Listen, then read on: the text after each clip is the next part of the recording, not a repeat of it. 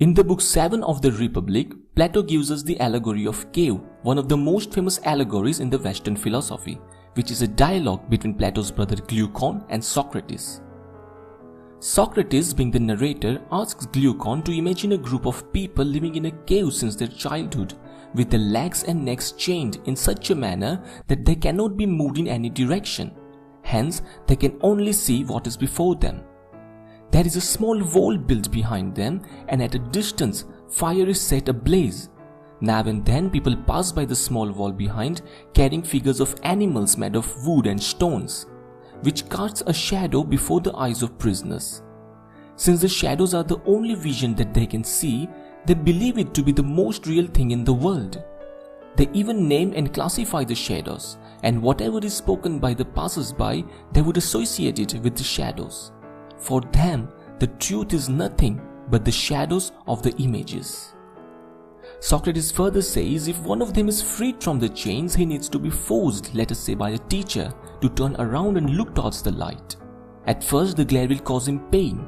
He would not be able to see anything, but soon his eyes will be adjusted with the lights, but his mind still remains in chaos because he still perceives the shadows he had seen formerly truer than the real objects. He would probably go back to the cave, his comfort zone, in which case he again needs to be forced out of the cave and compelled to be in the presence of the sun. After the initial stage of pain and perplexity, he will be accustomed to this light. He will first see the shadow, then the reflections of humans, animals and other objects in the water, and lastly he sees the sun, whose light is the cause of all the things he had seen. He decides to go back to his old place and educate his fellow cave dwellers, who are still taking a great pride in naming and classifying the shadows. But this enlightened man fails to see in the dark, and when he explains the true form of nature, the prisoners thought him ridiculous, and that he lost his sight by escaping the cave. Therefore, threatening to kill the enlightened, they decided to remain prisoners for life. Socrates presented this allegory to show the form of education. We must not spoon-feed the knowledge to the people, but rather compel them to walk towards the light of knowledge, just like the freed prisoner who was forced by the teacher to behold the sun. Socrates believed that everyone has a vision, just as sharp as that of a philosopher. It is but a matter of where one turns his focus.